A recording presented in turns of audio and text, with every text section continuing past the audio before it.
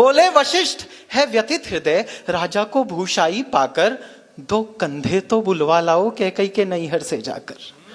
दो कंधे तो बुलवा लाओ कैकई के नैहर से जाकर। उन दिनों भरत कुछ विचलित थे, आंखों को स्वप्न खड़ता था। कारण तो ज्ञात नहीं था, पर मन के भीतर कुछ गड़ता था। गहरे संबंधों में प्रतिपल एक तार जुड़ा ही रहता है। तन दूर रहे फिर भी मन से परिवार जुड़ा ही रहता है। बहुत अच्छे, क्या बात है। तन दूर रहे फिर भी मन से परिवार जुड़ा ही रहता है। सपनों में अवध उमड़ आया, घिर गए भरत उच्चाटन में। संदेश पहुंचने से पहले आभास पहुंचता है मन में। संदेश पहुंचने से पहले आभास पहुंचता है मन में। अंतस में संशय का तांडव, देहरी पर दूत अयोध्या का। सूखे पत्ते सा कांप गया वह भावुक पूत अयोध्या का। सूखे पत्ते सा कांप गया वह भावुक पूत अयोध्या का। अनुमान किया कैकई सुत ने, संयोग नहीं यह साधारण। पहले तो पूछा कुशल क्षेम, फिर पूछा आने का कारण। यह दूत कर्म था कठिन बहुत। वो दूत लंका से नहीं आया था, अयोध्या का दूत था, संवेदनशील था। यह दूत कर्म था कठिन बहुत। भीतर का शोक छिपाना था, मातम को मंगल कहना था, स्वामी को झूठ बताना था। घर नगर चतुर्दिक मंगल है, यह बात अधर जब कहते थे। पिंडलियां कंपन करती थी, आंसू भीतर को बहते थे। बहुत अच्छा, वाह वाह वाह, बहुत अच्छा, वाह। पिंडलियां कंपन करती थी, आंसू भीतर को बहते थे। हे राजकुमार, गुरु आज्ञा से आया हूं तुम्हें बुलाने को। इसके अतिरिक्त नहीं कोई संदेश तुम्हें बतलाने को। चल दिए भरत रिपुदमन सहित, निर्बाध दौड़ता था स्यंदन। स्यंदन की गति से आशंका और आशा का जारी था रण। जब किया प्रवेश अयोध्या में, गलियों में सन्नाटा देखा। संशय का ज्वार उमड़ आया और धीरज ने भाटा देखा। जब हम ननिहाल गए थे तब ऐसा नगरी का रंग न था। भरत सोच रहे हैं, जब हम ननिहाल गए थे तब ऐसा नगरी का रंग न था। हर चौखट इतनी मौन न थी और आंगन इतना दंग न था। जिस ओर भरत का रथ देखा, मुंह फेर खड़े हो गए लोग। कैकई सुत ने मन में सोचा, मैं मानुष हूं या महारोग। क्या बात है, वाह वाह वाह वाह। कैकई सुत ने मन में सोचा, मैं मानुष हूं या महारोग। सबकी आंखों में तिरस्कार, कैसा अनभिज्ञ अभागा हूं। जो सावन का सोया सोया सीधा पतझड़ में जागा हूं। वाह, बढ़िया, वाह। ऐसा लगता था खड़ा हुआ है शीश झुकाए राजभवन। दृश्य देख पाए तो देखना। ऐसा लगता था खड़ा हुआ है शीश झुकाए राजभवन। कैकई सुत से आंखें करता था दाएं बाएं राजभवन। केवल एक सूरत ऐसी थी जिस पर कण भर अवसाद न था। वैधव्य समाया था तन पर, चेहरे पर तनिक विषाद न था। वसनों का रंग उदास हुआ, सुना था गात कलाई का। कुमकुम सिंदूर विलुप्त हुए, मुख पर था भाव ढिठाई का। पुलकित होकर बोली कैकई, अभिनंदन हो स्वीकार भरत। पहले पितु की अंत्येष्टि करो, फिर ग्रहण करो दरबार भरत। अरे वाह वाह वाह वाह। पहले पितु की अंत्येष्टि करो, फिर ग्रहण करो दरबार भरत। मैं हुआ अनाथ, अयोध्या का सूरज यमपुर में डूब गया। ऐसे में मां का उत्स देखकर हृदय भरत का उब गया। ज्ञानी शब्दों से घटना का बस इंगित पाया करता है, भीतर का सच तो वक्ता का आचरण सुनाया करता है। बहुत अच्छा चिराग, बहुत अच्छा, वाह। ज्ञानी शब्दों से घटना का बस इंगित पाया करता है, भीतर का सच तो वक्ता का आचरण सुनाया करता है। आश्चर्य क्षुब्ध होकर टूटा, पीड़ा क्रोधित हो चीख पड़ी। माँ को हर्षित क्यों करती है रघुकुल की ऐसी शोक घड़ी। बोला, माँ ओछा लगता है यह तेरा हर्ष प्रफुल्लित मन।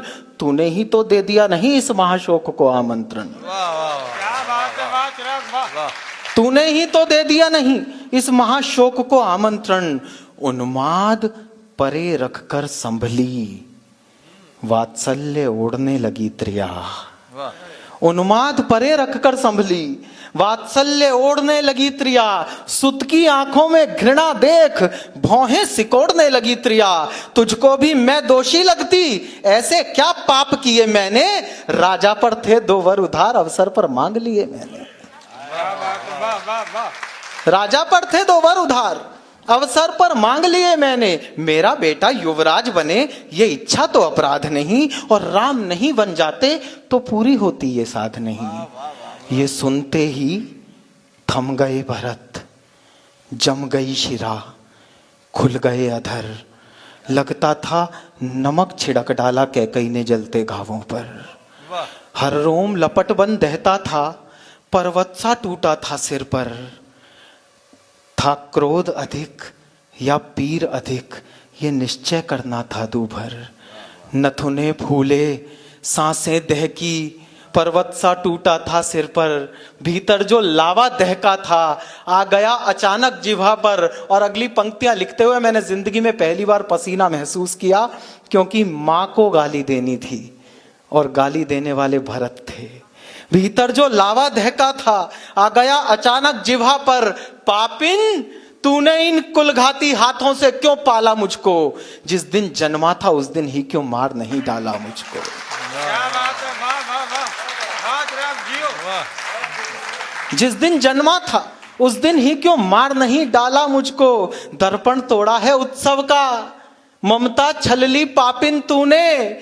चरणामृत में विष घोला है निर्जिह्वा से नागिन तूने। वाह वाह। चरणामृत में विष घोला है निर्जिह्वा से नागिन तूने। देना होगा उत्तर इसका युग युग तक स्वयं विधाता को, क्यों बंध्या नहीं बना डाला ऐसी हत्यारिन माता को। वाह वाह। पति को खाकर आनंदित है, घृणा देखिए भरत की, पति को खाकर आनंदित है, रत्ती भर पश्चाताप नहीं। रघुवंश मुकुट मणिहीन किया, इससे बढ़कर कुछ पाप नहीं। चाहता हूं उसका वध कर दूं जिसने ये अत्याचार किया। और अगली पंक्ति में अगर भरत और राम साकार हो जाए तो मुझे आशीष दीजिएगा। चाहता हूं उसका वध कर दूं जिसने ये अत्याचार किया, पर राम त्याग देंगे मुझको अगर मैंने तुझको मार दिया। वाह वाह, क्या बात है, वाह वाह वाह वाह वाह वाह, बहुत अच्छा, वाह वाह। चाहता हूं उसका वध कर दूं जिसने ये अत्याचार किया, पर राम त्याग देंगे मुझको यदि मैंने तुझको मार दिया। एक क्षण आंखें नम होती थी, एक क्षण भ्रिकुटी चढ़ जाती थी, अभिव्यक्त भरत का मन करते भाषा थोड़ी पड़ जाती थी। चल दिए भरत इतना कहकर, इस द्वार ना आऊंगा अब मैं। अपराधिन सुन, तेरा ये मुख फिर देख ना पाऊंगा अब मैं। यहां तक आपके मन में कैकेयी के प्रति घृणा रही होगी, और अगली पंक्ति में मैं इस घृणा को करुणा में बदल दूं तो मुझे आशीष देकर विदा कीजिएगा। अपराधिन सुन, तेरा ये मुख फिर देख ना पाऊंगा अब मैं। संतति के सुख की चाहत में नभधरा एक कर जाती है, पर बेटा अपमानित कर दे माता उस क्षण मर जाती है। बहुत अच्छा, वाह वाह वाह, बहुत अच्छा, वाह। पर बेटा अपमानित कर दे माता उस क्षण मर जाती है। सांसों के चलने पर करती संदेह रह गई कैकेयी, जब भरत देहरी लांग चले तब देह रह गई कैकेयी। जब भरत देहरी लांग चले तब देह रह गई कैकेयी। भर गया कंठ तक ग्लानि बोध, चलती सांसें दुख देती थी। रोते रोते अपने केशों को मुट्ठी में भर लेती थी। होकर व्यथित हथेली से मुख स्वयं ढांपने लगती है। उसका दुख वर्णन करने में लेखनी कांपने लगती है।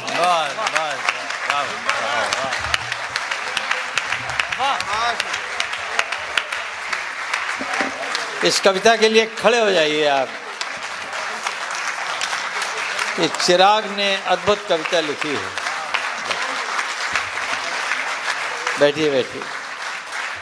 राम कथा हमने सैकड़ों बार सुनी, नहीं हजारों बार सुनी, नहीं लाखों बार सुनी, और लगता है कि इतनी तरह से ये कथा बखानी जा चुकी है कि अब उसमें कोई आयाम बचा नहीं है। लेकिन ये सिरफिरा कभी फिर सिरे जोड़ देता है। सिरफिरेपन में फिर सिरापन आ जाता है। किसी भी कथा में जब फिर से सिरा ढूंढ ले कवि तो वो कवि बड़ा हो जाता है। मैं चिराग आपको बहुत बहुत बधाई देता हूं इस कविता के लिए, जिसमें आपने पुराण में प्राण भरे हैं और आज के कवि सम्मेलन को बहुत आगे और बहुत ऊंचा उठा दिया।